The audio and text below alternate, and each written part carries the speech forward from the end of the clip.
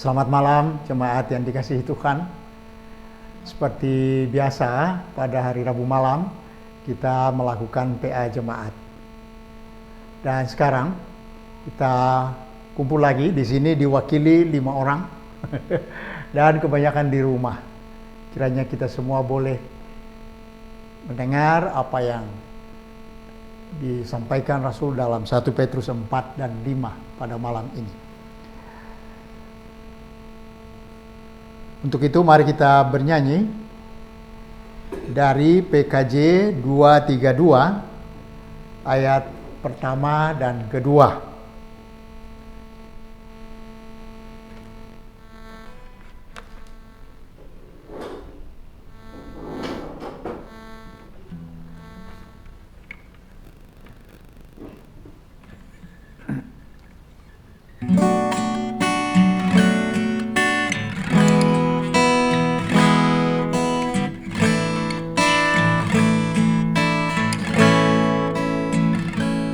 Di kala hidupku tentram dan senang, dan walau derita penuh, Engkau mengajarku bersaksi tegas. Selamatlah, selamatlah jiwaku.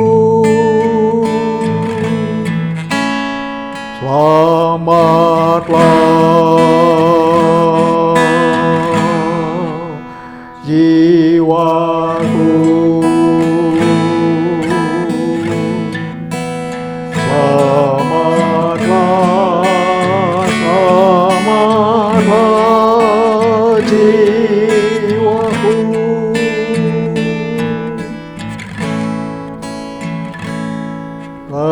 Kendati derita terus menekan, dan iblis geram menyerbu, Tuhan menebusku dengan darahnya.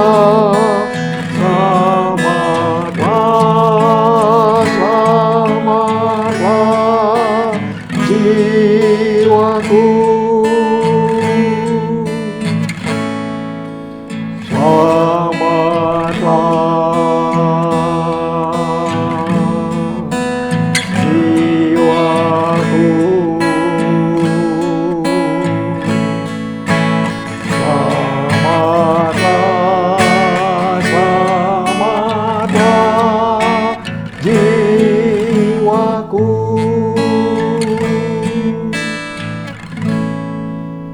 Nah, demikianlah saudara-saudara, bagian dari iman adalah juga siap menghadapi penderitaan karena nama Tuhan, karena Kristus. Dan disebut-sebut di sini iblis sebagai biang keladi dari perusakan iman itu. Nah, pada malam ini kita akan merenungkan soal tidak sembarang penderitaan, atau tidak apa? Tidak asal menderita, ya, bukan asal menderita, tapi ini penderitaan karena iman, karena nama Kristus. Ya, untuk itu mari kita berdoa. Mohon Ibu Wintari memimpin kita dalam doa pembuka. Baik Bapak Ibu, mari kita berdoa. Bapa di surga, kami datang ke hadapan-Mu, kami bersyukur ya Tuhan karena Engkau baik. Malam ini kami datang ke hadapan-Mu, kami akan bersama-sama PA yang akan dipimpin oleh Bapak Melanton Bombong. Tuhan kiranya membukakan hati setiap orang, terutama yang ikut dalam PA ini ya Tuhan, supaya kami boleh sungguh-sungguh membukakan hati kami mempelajari firman-Mu, dan kami bisa mengaplikasikan di dalam kehidupan sehari-hari. Terpujilah Engkau ya Tuhan, di dalam nama Tuhan kami Yesus Kristus, kami berdoa dan mengucap syukur. Amin. Amin.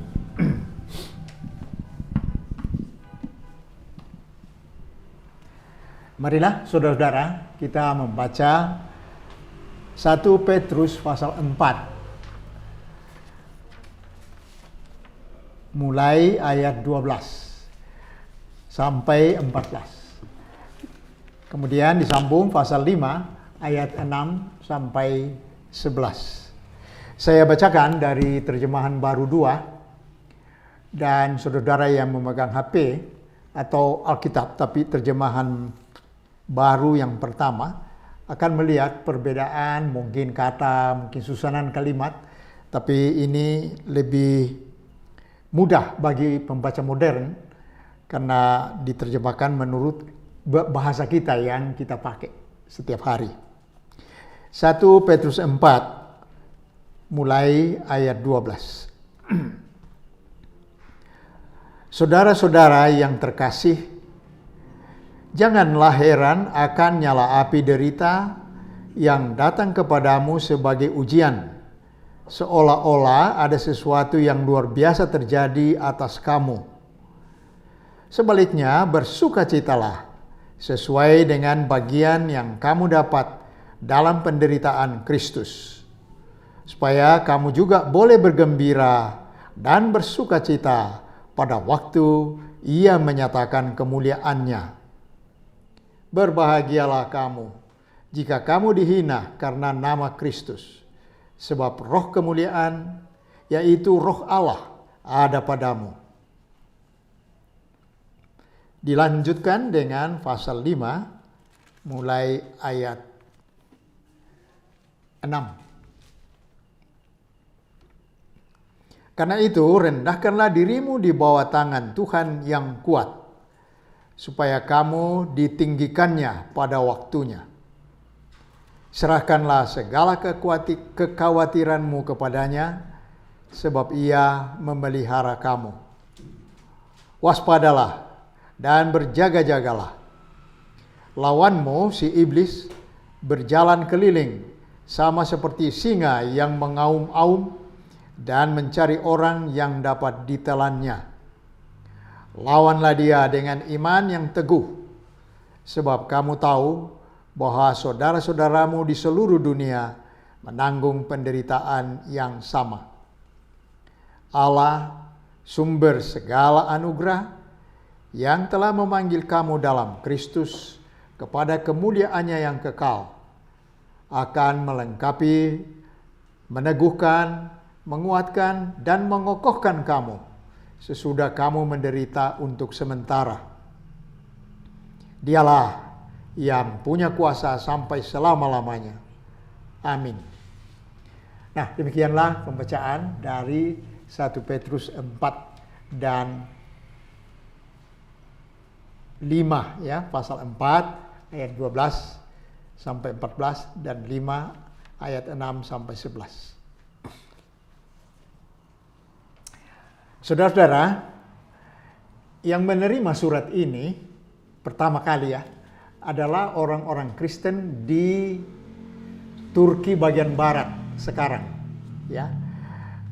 Itu coba kita lihat di pasal 1 ayat 1. Mohon ya Ibu Ana bacakan pasal 1 ayat 1. Ada nama-nama daerah disebut di situ. 1 Petrus 1 ayat 1 demikian. Dari Petrus, Rasul Yesus Kristus, kepada orang-orang pendatang yang tersebar di Pontus, Galatia, Kapadokia, Asia Kecil, dan Bitinia. Nah, ini kita melihat nama-nama daerah ya.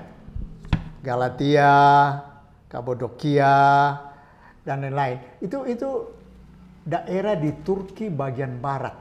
Jadi dulu di sana banyak gereja, banyak jemaat. Tapi mereka menderita sekali, mereka dianiaya, dan Petrus menulis surat ini untuk memberi dorongan memberi kekuatan kepada mereka. Nah, Rasul menyebut kemungkinan penderitaan manusia itu ada dua macam. Apakah karena kebenaran atau karena dosa. Ya, dalam pasal 2 misalnya ayat 20 kita membaca, tolong ya Ibu Ana bacakan lagi ayat 20 dari 2 pasal 2. 1 Petrus 2 ayat 20. Sebab dapatkah disebut pujian jika kamu menderita pukulan karena kamu berbuat dosa? Tetapi jika kamu berbuat baik dan karena itu kamu harus menderita, maka itu adalah kasih karunia pada Allah. Iya.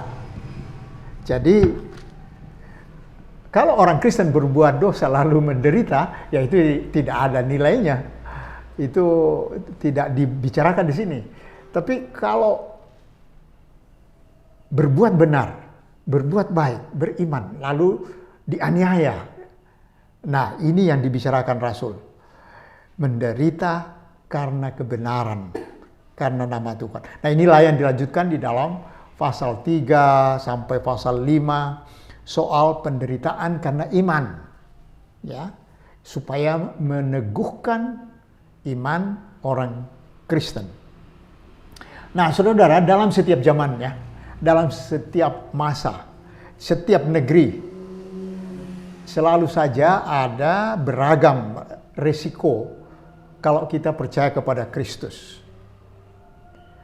Ya, digambarkan seperti nyala api. Ya, misalnya kita lihat di pasal 4 ayat 12 tadi. Ya, tolong ya Pak Andreas ya, bacakan pasal 4 ayat 12. 1 Petrus 4 ayat 12. Saudara-saudara yang kekasih, janganlah kamu heran akan nyala api siksaan yang datang kepadamu sebagai ujian, seolah-olah ada sesuatu yang luar biasa terjadi atas kamu. Iya, terima kasih. Nyala api. Ya, jadi siksaan itu kayak nyala api. Kalau emas diuji kemurniannya itu kan dibakar, lalu muncul emas murni. Nah, iman juga diuji dengan api. Ya, jadi menakutkan sekali kalau iman itu diuji dengan aniaya, derita yang seperti nyala api. Atau juga disebut singa yang mengaum-aum, yang mengincar orang percaya. Ya, misalnya dalam pasal 5 ayat 8 tadi.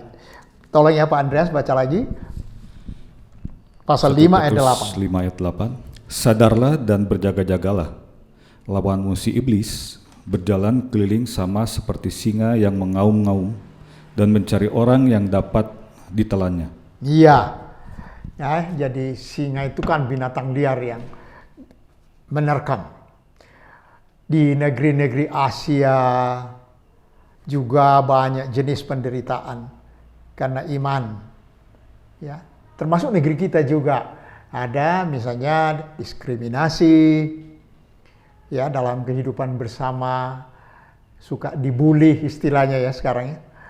Fitnah, kadang-kadang perusakan rumah ibadat, pembakaran gereja, pelarangan kebaktian atau mengembangkan kepercayaan. Banyak sekali. Di Afrika, di Timur Tengah, di mana-mana banyak pengalaman-pengalaman. Nah, Rasul di sini menulis surat untuk menguatkan, menghiburkan, menuntun jemaat supaya selalu kuat dalam perjalanan iman, percaya kepada Kristus, berpengharapan dalam berbagai kesukaran, dalam penderitaan karena nama Kristus. Ya, jadi surat 1 Petrus ini khas sekali untuk membangkitkan semangat iman pada orang-orang Kristen di Turki dan di semua tempat sepanjang sejarah. Kita sekarang akan masuk ke tafsiran tiap-tiap ayatnya ya, atau ayat-ayat. Apa maknanya bagi kita Yang pertama, pasal 4 ayat 12 sampai 14. Penderitaan dan sukacita. Nah, ini ditekankan sekali oleh Rasul Petrus. Jadi gambaran penderitaan yang dialami jemaat ini dilukiskan dengan nyala api. Nah, itu dikaitkan dengan pengujian iman. Ya, itu sudah disinggung sebetulnya di dalam pasal 1 ayat 6 dan 7. Tolong ya Pak Ferry ya bacakan pasal 1 ayat 6 dan 7.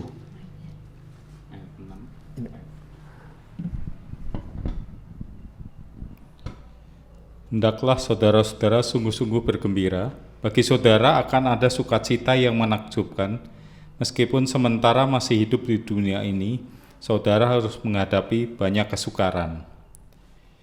Kesukaran hanyalah ujian iman untuk mengetahui apakah iman saudara sungguh-sungguh kuat dan murni. Iman saudara sedang diuji, sebagaimana api menguji emas dan memurnikannya. Bagi Allah, iman saudara jauh lebih berharga daripada emas. Jadi, jikalau sesudah mengalami cobaan-cobaan yang hebat, iman saudara tetap kuat, maka pada hari Dia datang lagi, saudara akan mendapatkan banyak pujian, kemuliaan, serta kehormatan. Nah, itu di terjemahan ini tadi ya, dipakai istilah apa? Membuktikan imanmu apa? Ayat 7 memurnikan. Bagus.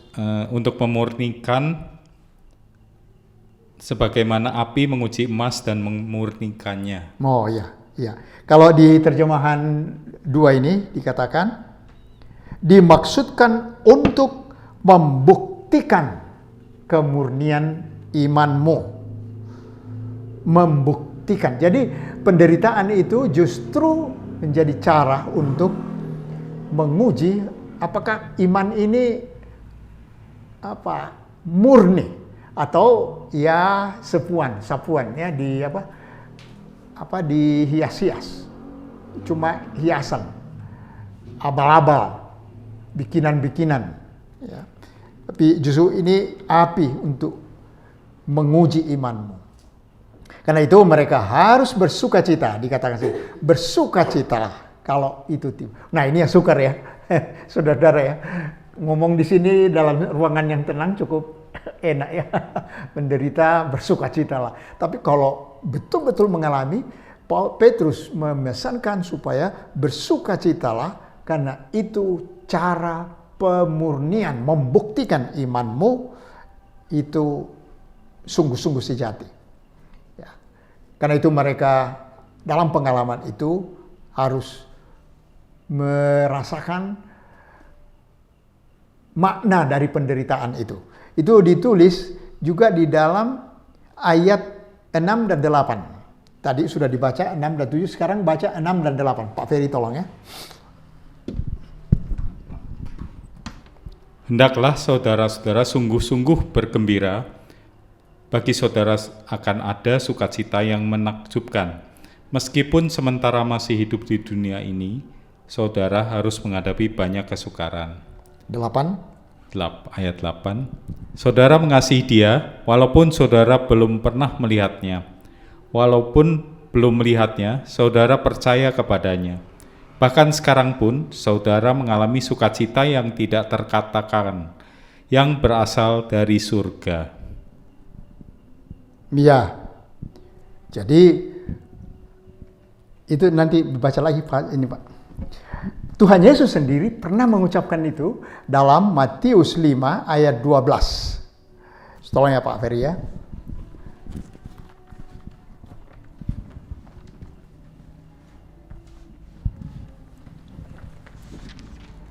Matius 5 ayat 12.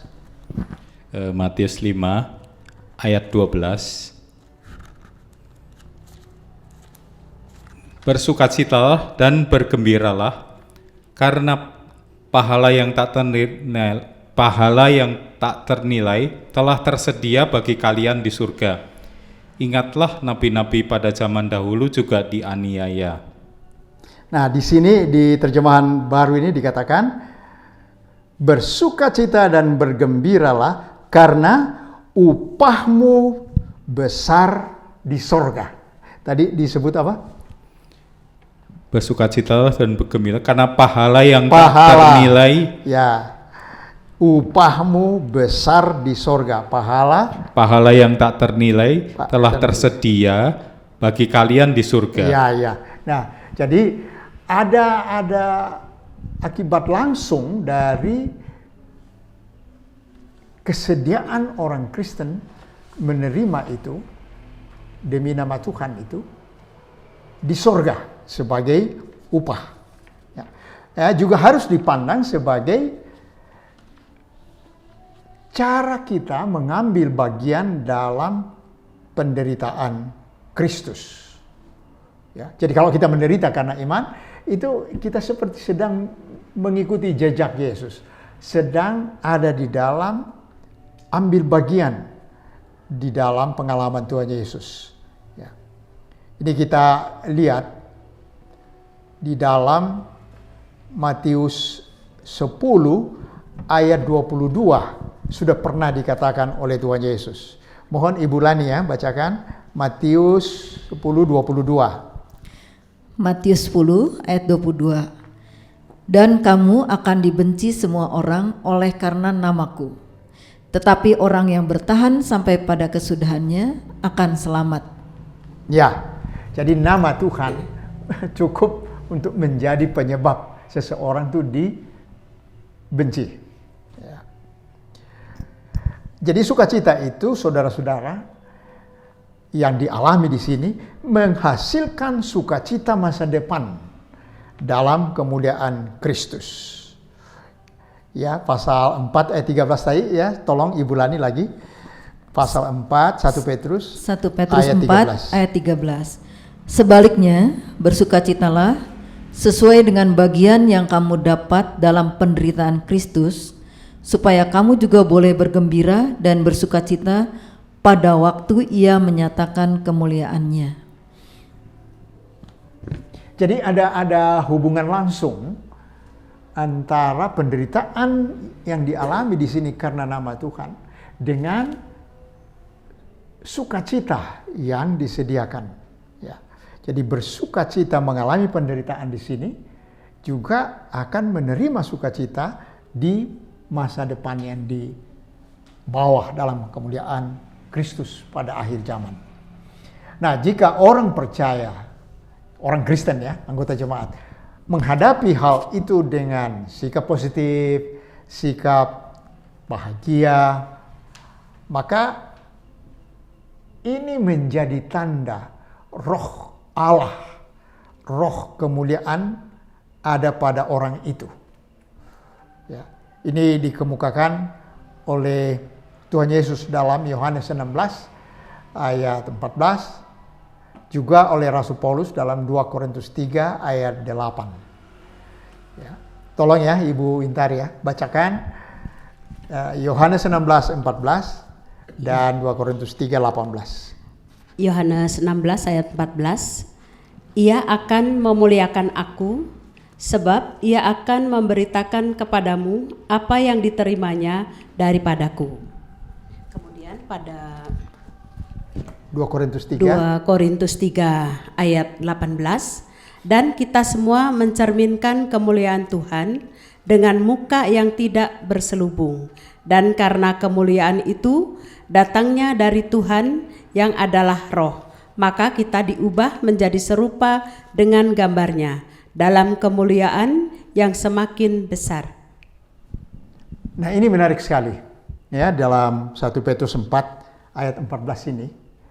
Kalau seorang Kristen menderita dan terbuka menerimanya, maka disebut itu tanda roh kemuliaan, roh Allah ada padanya.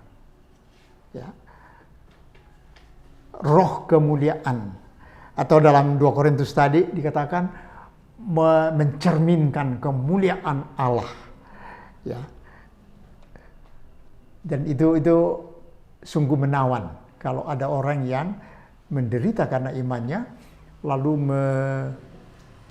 memancarkan kemuliaan Allah, dan itu dianggap hasil dari pekerjaan roh di dalamnya. Waktu Pak Ahok dulu divonis ya, itu ada seorang pastor yang hadir di dalam sidang itu, dan sesudah Pak Ahok masuk penjara, pastor itu datang ke penjara dan bertanya ke Pak Ahok, kenapa kalau waktu Pak Ahok dulu pas divonis itu kok wajahnya kok biasa sekali, kok tidak menampakkan ketegangan atau kemarahan, ketakutan, tapi biasa sekali, kenapa itu? Nah, menurut Pak Ahok, itu saya merasa bahwa roh Tuhan sedang menuntun saya. Betul-betul saya tidak bikin bahwa saya kayak tenang ya, tapi kalau saya tenang itu karena roh Tuhan mengerjakan itu. Roh kemuliaan memancarkan kemuliaan Allah bagi umat dengan menyatakan kemuliaan Kristus kepada mereka dan membuat orang itu serupa dengan Kristus. Nah, itulah pasal 4. Sekarang kita lihat pasal 5 ayat 6 sampai 11. Iblis dan penderitaan. Iblis, saudara-saudara, itu dianggap biang kerok dari penderitaan yang merusak iman orang kepada Kristus. Iblis itu dalam bahasa Yunani diabolos, artinya pendusta, pengumpat, ya, komandannya setan-setan yang suka mengumpat. Ia bisa mengumpat Allah, melawan Allah di depan manusia. Ya, itu kita misalnya baca dalam Kejadian 3. Coba kita lihat ya, saudara-saudara, ayat 3, Kejadian pasal 3, ayat 1, 4, 5. Ular adalah yang paling cerdik di antara segala binatang liar yang dijadikan oleh Tuhan Allah. Ular itu berkata kepada perempuan itu, tentulah Allah berfirman, jangan kamu makan buah dari semua pohon di taman ini, bukan? 4. Tetapi ular berkata kepada perempuan itu, sekali-kali kamu tidak akan mati. Sebaliknya, Allah mengetahui bahwa pada saat kamu memakannya, matamu akan terbuka dan kamu akan menjadi seperti Allah, tahu tentang yang baik dan yang jahat. Ya, jadi dia bisa melawan Allah di hadapan manusia. Dia bisa memutarbalikkan, dia bisa menyangkali, dia bisa disebut dalam sebuah tafsir mengumpati Allah di depan manusia. Tapi juga dia bisa mengumpati manusia di depan Allah. Ya, itu misalnya kita baca dalam Ayub 1 ayat 9 sampai 11, 2 ayat 4 dan 5. Tolong Ibu Ana ya, bacakan Ayub 1 9 sampai 11. Ayub 1 ayat 9 sampai dengan 11. Lalu jawab iblis kepada Tuhan, apakah dengan tidak mendapat apa-apa Ayub takut akan Allah? Bukankah engkau yang membuat pagar sekeliling dia dan rumahnya serta segala yang dimilikinya? Apa yang dikerjakannya telah kau berkati, dan apa yang dimilikinya makin bertambah di negeri itu. Tetapi ulurkanlah tanganmu dan jamahlah segala yang dipunyainya, ia pasti mengutuki engkau di hadapanmu. Ayub 2 ayat 4 dan 5. Lalu jawab iblis kepada Tuhan, kulit ganti kulit, orang akan memberikan segala yang dipunyainya ganti nyawanya. Tetapi ulurkanlah tanganmu dan jamahlah tulang dan dagingnya, ia pasti mengutuki engkau di hadapanmu. Ya, kita tahu ya riwayat Ayub ya. Tuhan bilang, lihat tuh Ayub tuh setia kepada saya. Terus Iblis datang, ngumpati manusia di hadapan Tuhan. Habis itu Tuhan yang menjagai dia, memagari dia. Coba aja Tuhan, hajar dia. Ayo, angkat tangan. Rusak kulitnya, rusak tubuhnya. Masa dia tidak melawan? Pasti dia melawan Tuhan. Ya, jadi dia mengumpati manusia di hadapan Tuhan. Nah, ini namanya dia bolos. Tukang pengumpat. Tukang mendustai. Sebab itu dalam pasal 5 ini Petrus mengingatkan, sadarlah, ya, berjaga-jagalah, waspadalah. Karena si iblis ini, dia bolos ini, dia bisa menelan anggota gereja yang tidak waspada, yang tidak berjaga-jaga. Ya. Itu sudah dikatakan Tuhan Yesus di dalam, misalnya Matius 26 ayat 41. Tolong ya Pak Andreas, bacakan Matius 26 ayat 41. Matius 26 ayat 41, berjaga-jagalah dan berdoalah supaya kamu jangan jatuh ke dalam pencobaan. Roh memang penurut, tetapi daging lemah. Nah, itu dalam minggu-minggu sengsara Tuhan, Petrus, murid-murid diingatkan, waspadalah. Iblis itu siap menyerang. Ya. Jadi, orang percaya harus melawan dia bolos ini dengan dikatakan iman yang teguh. Ya, lawanlah dia dengan iman yang teguh. Jangan dengan iman yang dangkal. Ya. Ini ditulis juga di dalam Yakobus 4 ayat 7. Tolong ya Pak Andreas. Efesus 6 ayat 11 sampai 17. Tapi kita baca saja ayat 11 dan 13. Tolong Pak Andreas baca Yakobus 4 ayat 7 dan Efesus 6 ayat 11 dan 13. Yakobus 4 ayat 7, karena itu tunduklah kepada Allah dan lawanlah iblis, maka ia akan lari daripadamu. Lalu Efesus 6 ayat 11 dan 13 saja. Sebetulnya 11 sampai 17 saudara-saudara, tapi kita lihat 2 ayat ini saja, penting sekali. Efesus 6 ayat 11, kenakanlah seluruh pelengkapan senjata Allah, supaya kamu dapat bertahan melawan tipu muslihat iblis. Ayat 13, sebab itu ambillah seluruh pelengkapan senjata Allah, supaya kamu dapat mengadakan perlawanan pada hari yang jahat itu dan tetap berdiri, sesudah kamu menyelesaikan segala sesuatu.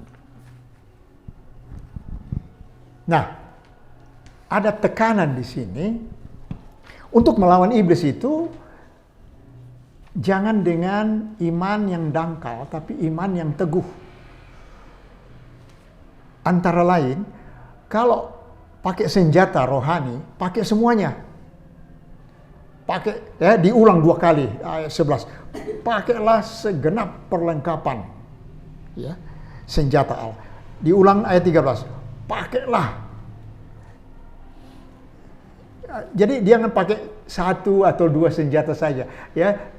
Misalnya doa saja atau firman saja, tapi di situ banyak senjata-senjata, keadilan, keselamatan, roh Allah, itu semua dipakai untuk melawan. Karena siasat iblis ini sangat-sangat bervariasi, sangat menyerang kita dengan macam-macam cara. Jadi jangan hanya memakai satu senjata Allah, ya. Digoda misalnya untuk ambil uang perusahaan, jangan lawan pakai senjata doa misalnya, ya. Sebentar ya, saya berdoa dulu ya. Oh, jangan, itu senjata yang tidak bisa melawan iblis yang mencobai, ya. Tapi pakai senjata misalnya firman. Kata firman, saya tidak boleh mencuri. Ya cukup. Ya. Jadi tekanan dalam Efesus 6 ini, pakailah senjata-senjata yang tersedia. Dalam Efesus 6 ayat 11 sampai 17 diuraikan senjata-senjata yang kita bisa pakai. Nah, Petrus menekankan Allah lah yang menjaga, menopang, menguatkan orang percaya dalam peperangan melawan diabolos, iblis. Karena itu orang-orang Kristen didorong supaya merendahkan diri, tunduk, menyerahkan segala kekhawatiran kepada Allah. Ya. Tolong ya Pak Ferry baca Mazmur 55 ayat 23. Mazmur 55 ayat 23. Mazmur 55 ayat 23. Ia akan melemparkan musuh-musuhku ke dalam jurang kebinasaan.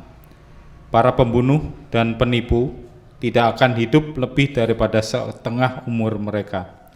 Tapi aku percaya Engkau akan menyelamatkan aku. Oh ya, ini cukup banyak. Ini dalam terjemahan baru 2 ya. Serahkanlah kekhawatiranmu kepada Tuhan, maka Ia akan memelihara engkau. Dia tidak membiarkan orang benar goyah. Nah, satu jaminan Allah lah yang menopang, menguatkan dalam peperangan itu. Allah mempunyai kuasa, mempunyai anugerah sampai selama-lamanya untuk menopang. Tolong Pak Ferry, ada lagi di 1 Petrus 1 ayat 5 dan Filipi 1 ayat 6. Itu sama. 1 Petrus 1 ayat 5.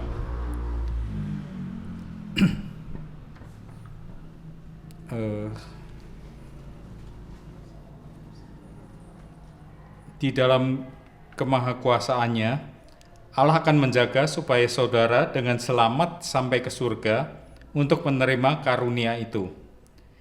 Karena saudara percaya kepadanya. Keselamatan yang akan dinyatakannya pada akhir zaman akan menjadi milik saudara.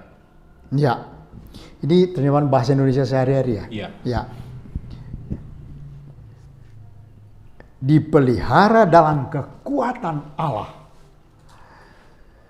melalui imanmu untuk keselamatan yang telah siap dinyatakan pada zaman akhir. Oh, jadi kita melihat di sini Allah itu siap siaga untuk menopang si orang Kristen yang sedang melawan iblis. Terus Filipi 1 ayat 6. Filipi 1 ayat 6. Saya yakin bahwa Allah yang telah memulai pekerjaan yang baik di dalam saudara, akan terus menolong saudara tumbuh di dalam kasih karunia-Nya, sampai pekerjaannya itu selesai pada hari Yesus Kristus datang lagi. Nah, itulah sebabnya Rasul Petrus bilang, tundukkanlah dirimu di bawah tangan Tuhan yang kuat. Ya, ya, Dia sangat kuat untuk membuat kita tidak goyah, tidak kalah. Tuhan dapat tangan Tuhan yang kuat menunjukkan bahwa Ia dapat turut campur dalam urusan manusia. Nah, tangan Tuhan yang kuat ini biasanya dipakai untuk menggambarkan waktu Tuhan datang ke Mesir membebaskan umatnya dari perbudakan. Nah, itu tangan Tuhan yang kuat, lengan yang dikedang diangkat sama itu. Kuasanya, tangannya, hanya itulah yang dapat mengatasi segala serangan dari si iblis pengumpat dan pendusta ini. Nah, saudara, ini suatu cara kita mencoba menangkap apa yang ditulis Petrus kepada jemaat yang menderita. Sekarang kita masuk refleksi. Saudara-saudara, ternyata dipanggil menjadi orang percaya, orang Kristen, itu juga mengandung panggilan untuk mengalami penderitaan karena iman. Ya, jadi tidak sekedar, kami dipanggil untuk masuk keselamatan, masuk kerajaan Allah, masuk ke dalam hidup yang kekal, tapi dipanggil juga untuk menderita karena iman. Ya, jadi makanya Rasul Petrus bilang, jangan heran ya kalau ada penderitaan karena imanmu. Untuk itu mari kita merenungkan, merefleksikan dalam pengalaman masing-masing. Dalam pengalaman Anda, nilai positif seperti apakah yang kita dapat melalui penderitaan karena iman?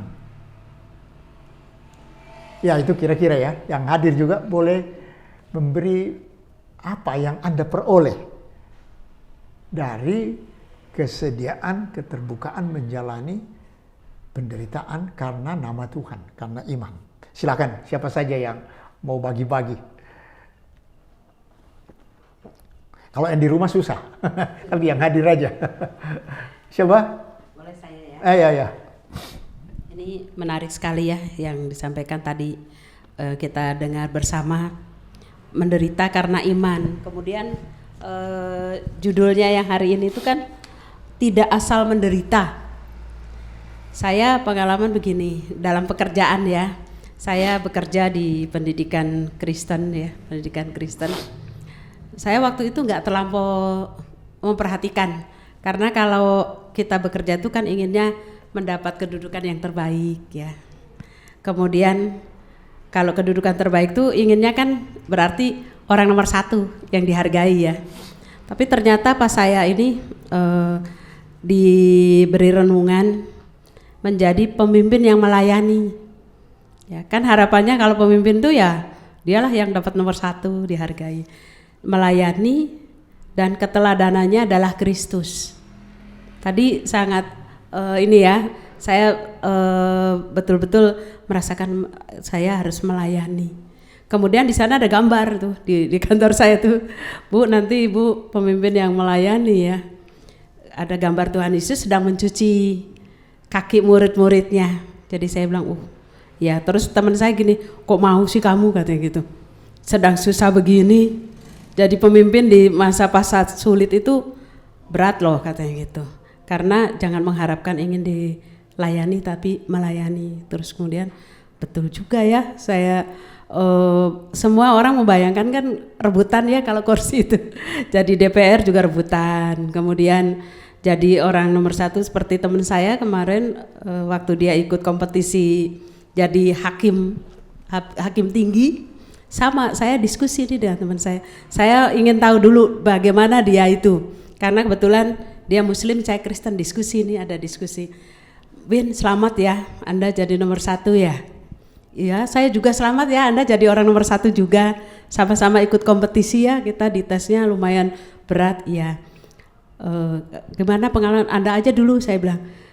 Ya karena dia hakim tinggi, dia bilang saya tuh memang orang kan bangga melihat jadi hakim tinggi, menentukan orang lain, nasib orang lain karena menghakimi.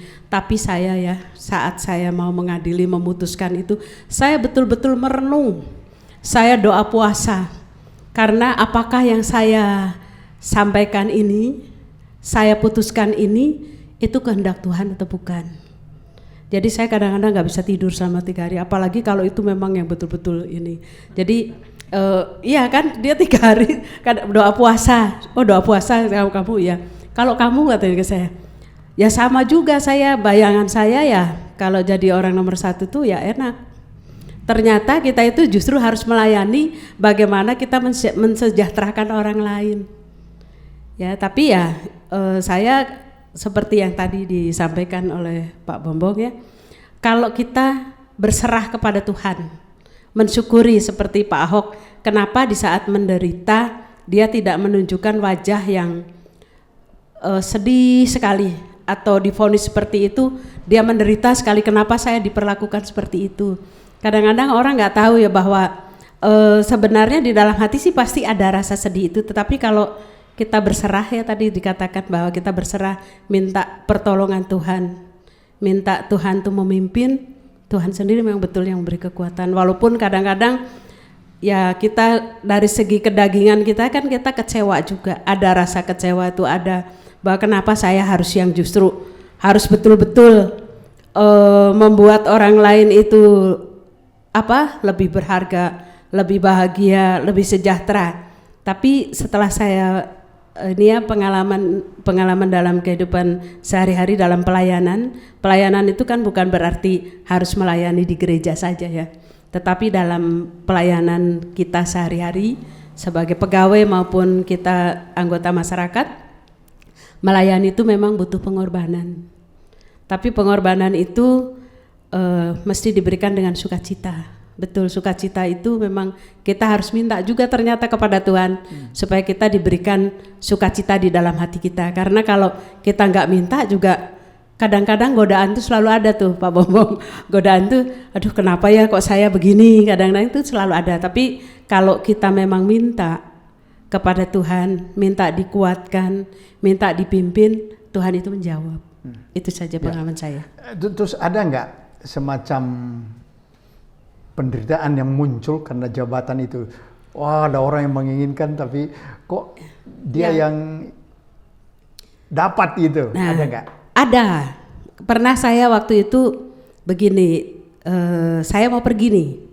Tapi itu kejadiannya udah lama sekali.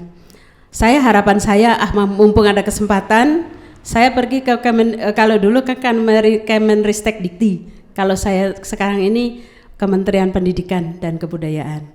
Saya itu ya karena waktu itu ditunjuk menjadi orang nomor 1, saya sampaikan mumpung gratis ini jadi kita nggak keluar uang ya, saya bilang gitu. Saya akan datang ke sana supaya kita dievaluasi duluan akreditasi untuk perguruan tinggi. Tapi ternyata apa yang kita harapkan untuk kebaikan bersama itu tidak selalu orang itu menerima dengan baik. Pas saat saya di jalan masuk nih ke WA saya, Anda dilanjutkan perjalanan Anda, tidak akan selamat sampai tujuan dan Anda tinggal nama. Dari mana? WA saya. Tapi saya nggak tahu itu nomor siapa ya. Terus saya bilang, aduh ini orang kok nggak bersyukur ya. Saya ya dalam hati kecil pasti takut ya. Waduh gimana nih nanti anak-anak saya pikiran saya pertama tuh nanti anak saya gimana kalau saya kena apa-apa ya. Kemudian driver yang bawa saya itu dia Muslim. Bu, tidak ada yang mustahil di hadapan Tuhan. Kita pasti selamat, Ibu berdoa, saya berdoa. Betul pas sampai tujuan ya, saya belum ngeh ke kendaraan itu. Saya langsung ke Kemendikbud, kemudian diberi kesempatan gratis ya. Pas saya mau naik lagi, bannya itu pecah. Tapi pas di kantor itu pecah, kemudian dongkrak yang biasa ada itu nggak ada, malah diganti sendok garpu. Betul, saya mana jauh di situ kan jauh ya dari bengkel. Aduh gimana ini ya, Ibu nggak ada loh dongkraknya. Kenapa kamu kok nggak teliti? Saya bilang gitu. Tadi ya kan ini kotaknya ada Bu, saya nggak tahu kalau dalamnya cuma sendok garpu kata gitu. Terus saya bilang ya udahlah nanti kita cari pertolongan. Puji Tuhan ada yang naik motor, ada apa Bu? Ini saya ada ban saya pecah, ban serepnya juga ternyata ini nggak pas. Oh Bu saya ada, pakai aja punya saya. Pas mobilnya sama. Nah itu adalah pertolongan Tuhan yang tepat pada waktunya. Jadi saya bersyukur sekali ya walaupun kami berbeda iman, tapi ternyata saling mendukung. Jadi kita berserah kepada Tuhan, kita minta kepada Tuhan. Ya walaupun sebenarnya kalau kita jabatan itu bisa juga sih disalahgunakan jabatan itu. Tetapi kalau kita memang mau hidup di dalam Tuhan ya tidak boleh menyalahgunakan jabatan tersebut. Itu saja intinya. Nah ini pergumulannya di bagian kedua itu, apakah dengan sendirinya kita akan menang melawan iblis dalam peperangan rohani itu? Ya seperti contoh-contoh tadi, apakah orang Kristen dengan sendirinya akan menang melawan iblis? Gimana menurut Ibu Bapak? Atau gimana? Tidak dengan sendirinya? Silakan. Saya kira kalau misalnya orang Kristen dengan sendirinya pasti menang, wah itu saya nggak setuju dengan itu. Karena kita tetap orang Kristen, kita juga manusia. Kita penuh kekurangan, kita juga punya dosa dan banyak kekurangan yang lain. Kalau kita tidak punya iman kepada Tuhan, tidak punya rasa berserah kepada Tuhan, tidak punya kepercayaan bahwa Tuhan pasti bisa menolong dan akan menolong kita, ya kita tidak akan menang gitu Pak Pupung. Ya, jadi tidak dengan sendirinya ya. Ya. Tapi apa saja kalau begitu yang mesti kita lakukan sesuai dengan 1 Petrus ini ya, kira-kira supaya menang gitu. Jadi apakah kita bisa pada saat menderita, ini juga pertanyaan buat saya, apakah kita pada saat kita mendapat penderitaan, mendapat cobaan yang berat, Apakah kita tuh bisa menerima? Apakah kita itu bisa berpikir bahwa ini pasti ada jalan keluarnya dari Tuhan? Apakah kemudian kita bisa percaya bahwa kita akan selesai dengan ini semua, kita bisa lewati ini semua? Nah, itu yang membuat saya pribadi akan bisa bersukacita. Walaupun ini tidak selalu bisa saya lakukan. Saya pasti pernah kalah, pernah ya down lah istilahnya ya. Tapi ada juga yang menangnya gitu. Ada yang mungkin mau tambahkan? Kalau ini tidak dengan sendirinya kita akan menang, apa saja kalau begitu yang diperlukan supaya memang jangan kalah. Begitu iblis datang kelepek. Ya, saya setuju sama Pak Ferry. Sebenarnya kita nggak bisa menang dengan sendirinya gitu. Namanya juga peperangan rohani, ada menang, ada kalah. Nah, tapi sebenarnya sebagai orang-orang percaya, sebagai anak Tuhan, malu juga kalau kalah gitu ya. Nah, jadi ibaratnya kalau kita tahu ada pasukan khusus itu lebih baik tinggal nama, pulang nama daripada kalah dalam medan perang. Saya pernah dengar itu. Saya nggak tahu orang-orang Kristen apakah menjiwai seperti ini gitu. Seharusnya seperti itu juga dalam hal menjiwai melawan peperangan. Nah, tapi di sisi lain bagaimana kita juga mau perang di dalam peperangan rohani kalau kita nggak pernah berlatih, gitu ya. Nggak pernah berlatih, lalu nggak tahu senjatanya juga apa. Nah, ternyata senjatanya ada di dalam Efesus 6. Ada, lengkap. Lihat, ya. Di situ ada perisai iman yang ternyata harus dipakai dalam segala keadaan. Nah, bukan dalam keadaan darurat, tapi dalam keadaan tenang itu harus dilatih siap dalam segala waktu karena bisa memadamkan panah api dari si jahat, dikatakan di sini. Yang di sisi lain ada ketopong keselamatannya itu, lalu ada juga pedang roh. Nah, itu senjata-senjata yang dipakai oleh orang Kristen. Nah, ternyata semua itu ujung-ujungnya adalah firman Allah. Nah, bagaimana berlatihnya? Ya baca firman, berseru-seru memuji Tuhan, terus berdoa juga. Kira-kira itu untuk memenangkan peperangan. Iya, menarik tuh. Jadi ini penting sekali. Ya, disebut di sini lawanlah dengan iman yang teguh, bukan iman yang dangkal. Nah, antara lain itu berlatihnya itu. Sebelum serangan itu datang, orang Kristen terbiasa berlatih memakai firman, berlatih berdoa, berlatih memakai keadilan. Ada di dalam Efesus 6 ayat 11 sampai 17. Ya, itu penting sekali. Jangan, saya kan sudah Kristen, saya kan sudah dibaptis, saya kan sudah aktif gereja, saya kan sudah penatua, saya kan sudah ketua majelis lagi. Tidak dengan sendirinya. Perlu secara dikatakan tundukkan dirimu di bawah tangan Tuhan yang kuat. Ada kesengajaan untuk menundukkan diri pada Tuhan. Dan itu tanda roh, kemuliaan roh Allah ada padamu. Ini dukungan Allah ini yang sangat besar untuk kita sebetulnya. Kalau saya, ya mari Bu. Kalau saya tertarik di Efesus pasal 4 ya, ayat 12 tadi. 6 ya. Efesus 6 ayat 12. Karena perjuangan kita bukanlah melawan darah dan daging, tetapi melawan pemerintah-pemerintah, melawan penguasa-penguasa, melawan penghulu-penghulu dunia yang gelap ini, melawan roh-roh jahat di udara. Ini tuh sebetulnya dalam pengalaman kehidupan sehari-hari tuh seringkali kita lupa Pak, sebagai orang Kristen juga, sebagai pengikut Kristus ya. Misalnya saya dengan Ibu Win misalnya, kemudian saya marah sekali, sakit hati sekali sama Bu Win gitu. Nah, berhadapannya langsung dengan Ibu Winnya gitu, pribadinya. Padahal kan dipahami dalam firman Allah itu, dalam firman Tuhan tuh dalam Efesus pasal 6 ini kan, yang kita lawan itu sebetulnya roh-roh jahat gitu. Nah, kalau selama ini misalnya saya dengan Ibu Win baik misalnya, ada saatnya barangkali Bu Win tuh dipakai oleh Allah untuk menggocoh saya gitu. Tetapi ironisnya dalam pengalaman kehidupan sehari-hari itu saya langsung marahnya sama Ibu Winnya gitu, tidak menyadari bahwa yang saya hadapi itu roh-roh jahat di udara yang kita perangi itu. Nah, kalau buat saya sih sebetulnya kalau menghadapi penderitaan yang tidak biasa itu, tinggal nurut sama Tuhan aja Pak, nurut sama Tuhan. Kemudian kita ingat selalu bahwa Tuhan itu menopang, mendukung. Pakai istilah saya itu Tuhan perang gantiku, ku kan berdiam saja gitu ya. Jadi apa sih yang tidak Tuhan teladankan kepada kita gitu. Kalau kita nangis, Tuhan sudah lebih dulu nangis. Kalau kita diejek orang gitu, kita dihina orang, Tuhan Yesus sudah lebih dulu diejek orang. Penderitaan apalagi yang membuat kita merasa menderita sekali gitu. Ketika kita lapar, Tuhan Yesus sudah ngalami juga lapar gitu.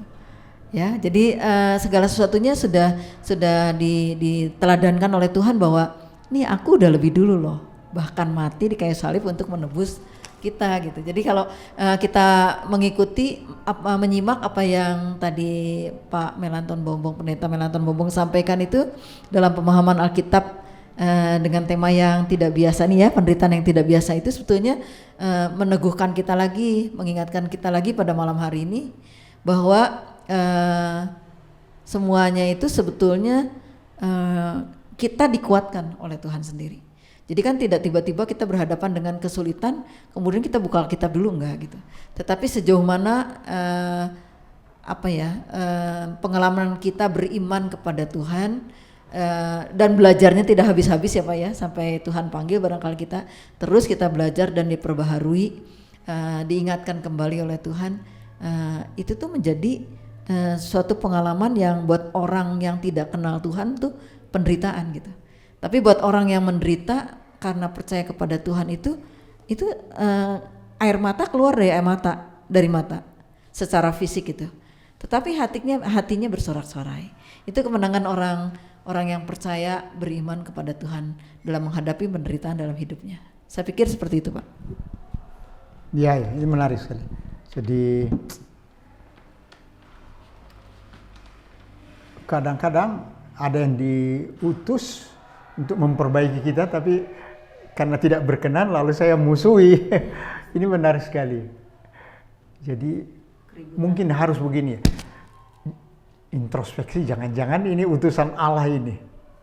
Makanya jangan marah langsung. Jangan ke dia, siapa tahu. Mungkin saya belum paham betul, tapi ini yang memang enggak gampang. Iya, bagus. Nah, ada kaitannya dengan itu. Ini yang terakhir ya. Modal apakah yang selama ini Anda pergunakan melawan iblis? Berhasilkah? Mungkin sudah beberapa yang disinggung ya. Tapi ada nggak yang mau nambahkan? Modal apakah yang kita pakai selama ini melawan iblis? Berhasilkah? Silakan kalau ada yang mau masih nambah. Mari Bu. Ini ada pertanyaan yang menarik. Modal apakah yang selama ini Anda pergunakan untuk melawan iblis? Bagi saya pribadi, modal saya adalah tetap percaya. Tetap percaya, bersandar dan berharap padanya. Yang kadang-kadang memang ini tidak mudah. Karena kita kadang-kadang lebih fokus kepada masalah yang kita hadapi. Itu yang kadang-kadang menguasai pikiran kita. Tapi akhirnya kita harus tetap ingat dan percaya bahwa Tuhan sudah menyediakan bagi kita perlengkapan untuk melawan segala godaan dari si iblis. Dan saya di sini dikatakan berhasilkah? Berhasil buat saya. Jika kita tetap percaya dan bersandar padanya. Itu yang saya alami sih Pak. Ya, benar. Nah, ini dipakai di sini istilah lawanlah dia dengan iman yang teguh. Menarik sekali itu. Di ayat 9 ya Bu ya. Percaya tadi menggunakan istilah percaya ya. Ayat 9 dari pasal 5 itu, lawanlah dia dengan iman yang teguh. Dalam sebuah tafsir jangan iman abal-abal, tapi benar-benar percaya yang menundukkan diri kepada di bawah tangan Tuhan yang kuat dan merasa Kristus sudah mendahului saya mengalami itu. Sebab kamu tahu bahwa saudara-saudaramu di seluruh dunia menanggung penderitaan yang sama. Jadi percaya tadi iman yang teguh untuk tunduk kepada apa kemauan Allah dan bahwa Kristus mendahului saya untuk menjalani itu. Itu percaya ya. Bagus sekali kalau kita mengalami itu, bahwa saya berhasil karena tetap percaya padanya. Nah, ini yang tidak bimbang, condong ke kiri, condong ke kanan, goyah gitu ya. Baik, saya kira itu yang kita renungkan dari 1 Petrus 4, bahwa penderitaan karena Tuhan itu harus menimbulkan sukacita dan kebahagiaan. Karena tidak hanya di sini, tapi nanti di masa depan, kebahagiaan itu akan diberikan sebagai bagian dari kemuliaan percaya kepada Kristus. Makanya disebut apa? Tidak asal menderita, ya, bukan sekedar menderita yang karena sesuatu yang kecil-kecil, tapi karena nama Tuhan. Ada yang mau ditanya? Atau cukup? Menarik ya? Ya. Tidak mudah, Pak. Ya. Ya. Baik, mari kita berdoa.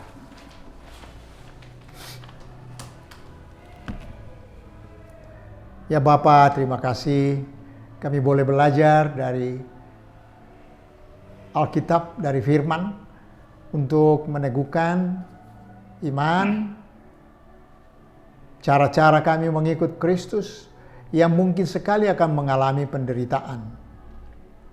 Kami bersyukur bahwa itu tidak seberat yang dialami jemaat di Turki yang menerima surat ini, karena mereka benar-benar mengalami siksaan seperti nyala api yang menguji iman. Tapi dalam banyak hal terjadi di banyak negeri, kesukaran yang dialami orang yang percaya karena imannya, baik pribadi maupun secara bergereja, sering ada penolakan dari masyarakat. Kami mohon supaya di dalamnya kami tetap berdiri, mengikut Tuhan, bersukacita karena ambil bagian dalam derita Tuhan, dan bersukacita karena ditopang oleh Allah yang berkuasa sekali, yang membuat kami tegak, tidak dikalahkan iblis. Kami juga mohon supaya pengalaman orang-orang percaya di banyak tempat, di banyak situasi sekarang ini, baik di negeri kami juga di negeri lain, supaya iman diteguhkan. Tolonglah anak-anak-Mu supaya bertahan dalam penderitaan karena iman. Dan janganlah ada orang Kristen yang ditemukan menderita karena berbuat dosa, melakukan perlawanan terhadap Tuhan. Tapi kalau ada penderitaan karena iman, kebenaran, nama Tuhan, biarlah ada sukacita, ada kebahagiaan, karena tanda Roh Allah sedang bekerja di dalam dirinya. Kami sebentar lagi akan pulang ya Tuhan, atau melanjutkan tugas-tugas hari ini. Mohon penyertaan Tuhan. Dengarlah kami bermohon dalam Kristus, Tuhan kami. Amin. Selamat malam saudara-saudara, dan sampai sekian acara kita pada malam ini. Tuhan memberkati.